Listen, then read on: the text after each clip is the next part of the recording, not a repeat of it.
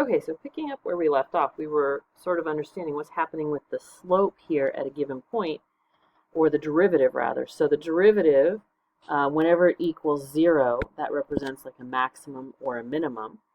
When the derivative is a number bigger than 1, then we would say that that function is increasing.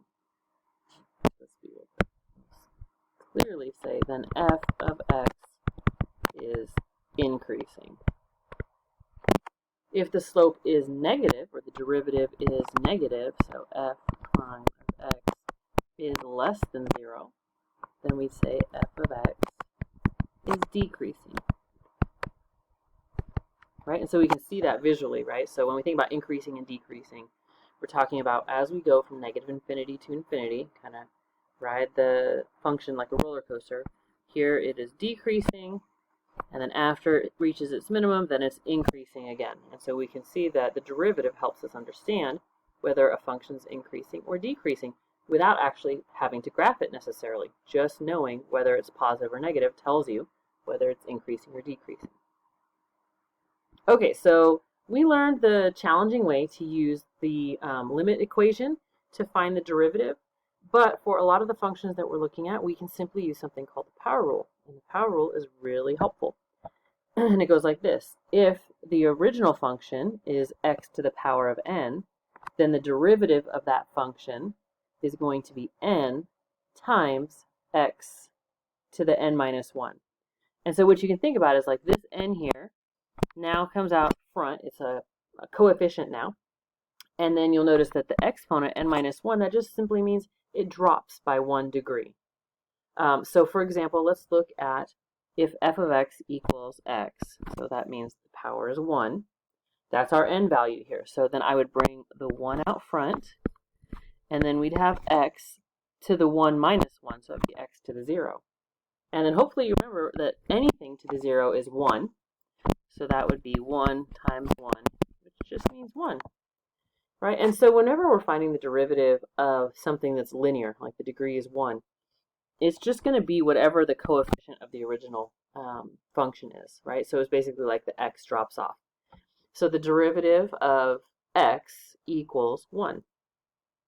If we look now at x squared, which is the one we did just on the other side of the notes a minute ago, then we would take that power rule and we'd say, okay, that 2 jumps out front now, it's the coefficient, and then the x, instead of having a power of 2, goes down by 1, and we get 2x. Pretty straightforward. And we did that up here on the notes, right? We found our derivative was 2x for x squared. So let's do the power rule again. And we've got x to the 13th this time. So that's the original function. Then that means the derivative is going to be, bring that 13 out.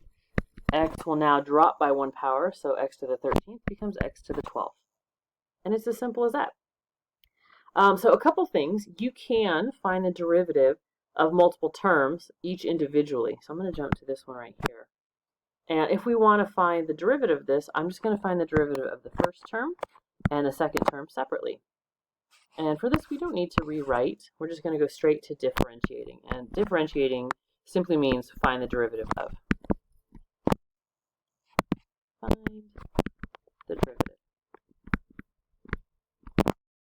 Okay, so what we're going to do then is I'm going to say, all right, the derivative of f equals, and then start with that first term. That 3 is going to come out and multiply times the negative 2, so we get negative 6. And then x cubed has to drop by 1 power. That becomes x squared. Then I'll do the 5x. That's the power of 1. That would be 1 times 5. And that's a positive 5, so I'll put a plus here. And then the x simply drops off. It becomes x to the 0, which means 1. So there's our derivative, and there's really no simplifying to do. Some of these other examples we're going to look at have simplifying. But that's it. So when you're trying to find the derivative, just find it term by term, and then you have your new equation. Just note that your equation should drop by 1 power when you're using the power rule. Okay, so for these 3 examples above, though, let's take a look. 1 over x to the 3rd. That's a little bit tricky. It would be helpful to, instead of having that written as a fraction, write it as a negative exponent, so x to the negative 3rd. Then when we go to differentiate, we'll say, all right, f prime of x equals the negative 3 comes out. And then this is where it's tricky. most people's intuition says, oh, it's x to the negative 2. But we are taking negative 3 and we're making that 1 smaller.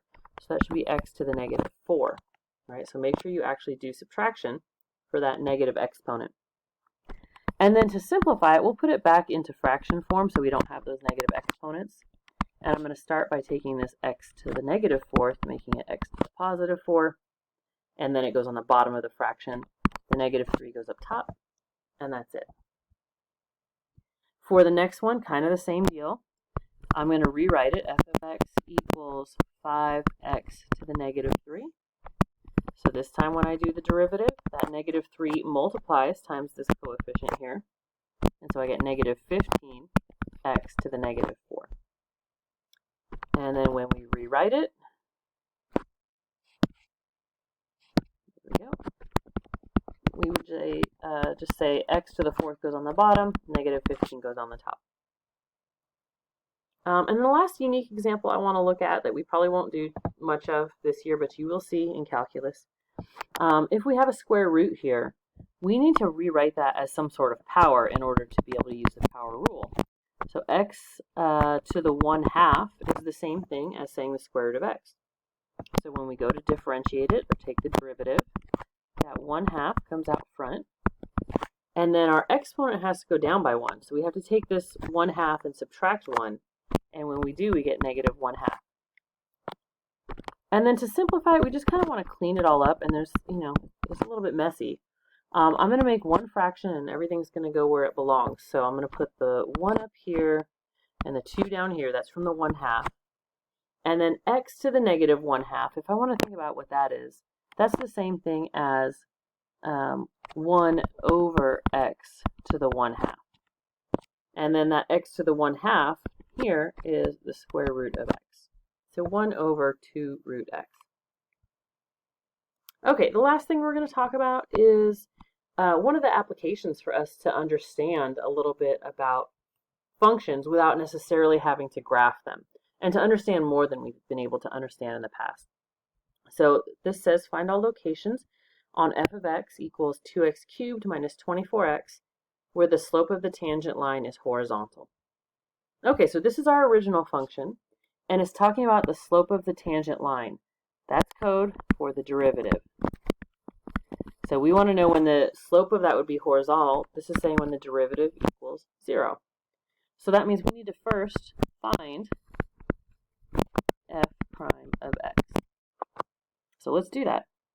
I would take this, and we'll take the 2x cubed. We'll use our power rule, and we'll say, all right, that becomes 6x, and then the power of 3 drops to 2. And then the minus 24x simply becomes minus 24. All right, so we found the derivative. That's done. And now we have to set it equal to 0 and solve. Because that's going to tell me when is our derivative equal to 0. So here we go. 0 equals 6x squared minus 24. You could solve this one of two ways. You could solve it by square root, so we can add the 24, divide by 6, or you could factor it. I'm going to go ahead and add the 24, then divide by 6, and x squared is going to equal 4. And then we'll solve it by taking square root, and this is where it's tricky. X equals plus or minus 2. So just be careful there. It's not just positive 2. And so what this means is, hey, on this function, the slope would be horizontal at positive 2 and negative 2. Then we want to know, well, over which intervals is this increasing or decreasing? So we could do a couple things. We could plug in different x values to the left and right of the values that we found to understand, well, is it going uphill or downhill at different places? Let's just remember what this function looks like from what we know about polynomials. Our original function, f of x, is a cubic function. And when I look at it, the end behavior, since it's cubic and since the leading coefficient is positive, we could say that the end behavior would be down, up. So we know something a little bit about it. We know that it has two places where the slope of the curve is 0. So we're looking like something like this. And we already know this bit of information that we can say, all right, it's positive, sorry, that's -2, and this would be +2. And this is some sort of minimum value and some maximum value. And so knowing these pieces of information, I can now see, like, where is this increasing? So I can look and say this function is increasing. It's going uphill here, then it goes downhill until it reaches the minimum, and then it goes uphill again. So when we think about this, we have -infinity over here and +infinity over here. So we'd say that it's increasing from -infinity to -2, and then again from 2 to infinity. Right? And the only place it's not increasing is from -2 to 2, and that's because it's going downhill from its maximum to its minimum. So these are some of the applications that you might see. Hopefully this video helps. Make sure you pause, go back, check anything you need to, and come see us for any help.